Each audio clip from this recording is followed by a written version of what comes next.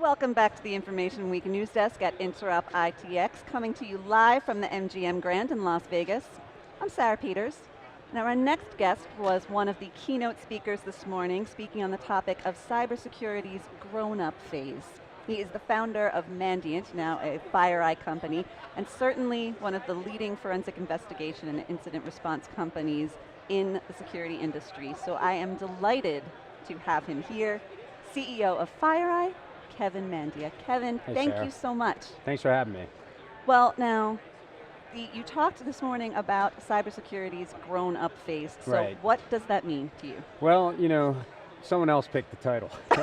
So what it meant to me, we're not there yet. Yeah. We still got a lot of work to do. And what I ended up speaking about today, though, is we've responded to over 500 breaches in the last 12 months, and just what are some of the lessons learned. In the 20 minutes I had, I couldn't go through all the lessons, Sure. but I tried to make security real for everybody in the audience without doing the whole fear, uncertainty, and doubt, and the sky is falling kind of thing. Sure. So real cases, real dialogue. Now, you've been doing this for a long time. Right. Yeah. That's not a crack on your age or anything. I think half my life now I've been doing it, so. Well, we seem to hear about Russian hackers Right. every other day, which is a change Yes. over not that long Yeah. ago.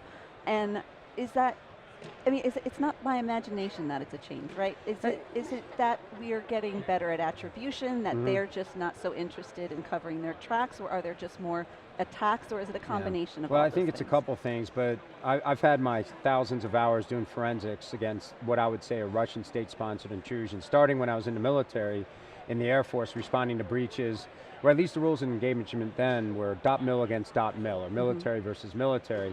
And one of the rules of engagement then is if we caught the Russians in our network, or who we'd attribute to be the Russians, they never let us observe and orient on what they did. They could sense we were there, watching them, and they would seize all their activities. Fast forward, I started Mandia in 2004.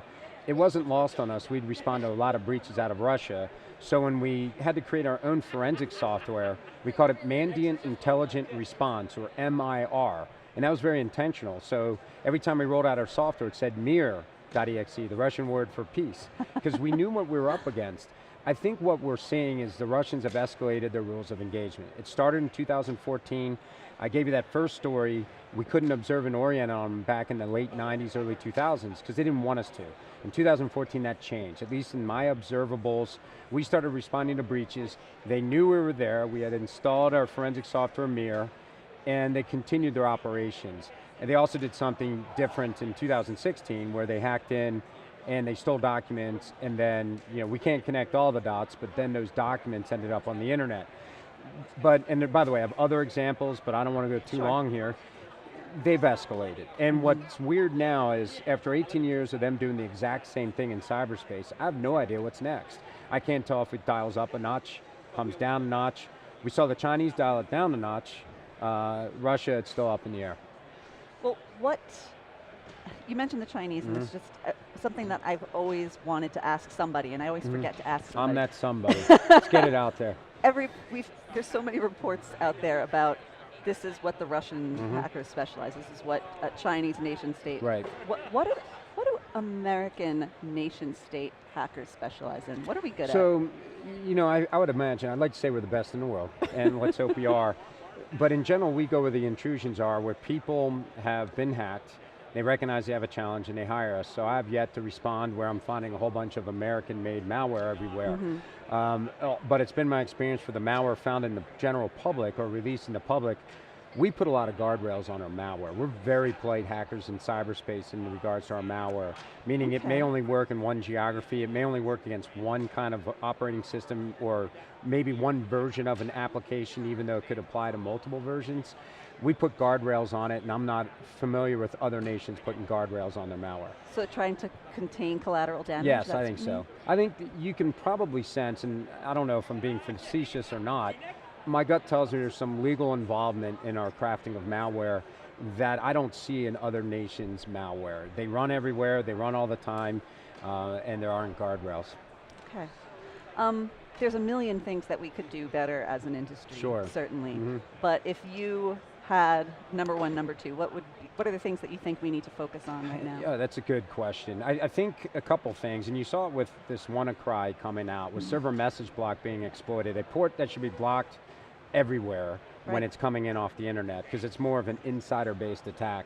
I think two things. If we could find a way to make sure, and maybe it's credential management, you don't want one account that works everywhere to be exploited. Sure. That would be a problem, and so we have to be good at that. So that would be managing end user behavior and doing password vaulting and other things. And that would bring me to my first thing. Boy, if we could cure spear phishing overnight, we'd be golden. Over 90% of the breaches we respond to, victim zero, spear phishing. You can't patch humans, and the attackers are exploiting human trust. So that's why I said credential management. If we can always hack one person, there's always one person that can be duped or exploited. You want to make it so that the breach only impacts that person's machine. Right. Can't go widespread with server message block vulnerabilities that can spread, or with domain admin credentials that work everywhere. So, A, make every machine its own segment with password vaulting and those sort of things. B, have two spear phishing solutions. You know, keep your eye on that. I do hear more people coming out with solutions to try to prevent that, all that lateral maneuvering, but it does seem like we're a long way from there. Last question for you.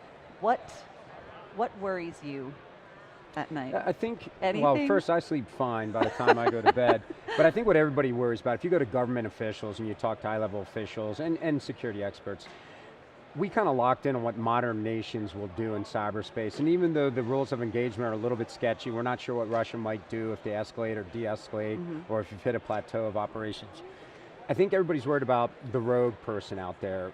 The internet is so anonymous that we can't get attribution right all the time, and without attribution, what are the risks or repercussions to hacking? There aren't any. We don't know who did WannaCry. We may never figure that out. It was kind of an indiscriminate attack. That's a problem. And I think that that's what people are worried about, that anonymous hacker who's very, very good, not necessarily working for a nation state, or maybe they are, but they go rogue. And what can they do if they go rogue? Kevin, thank you so much. It's been a pleasure speaking to you. you. That's Kevin Mandia. I'm Sarah Peters. This is the Information Week News Desk, and we will be right back with more from Interop ITX after this, so don't go anywhere.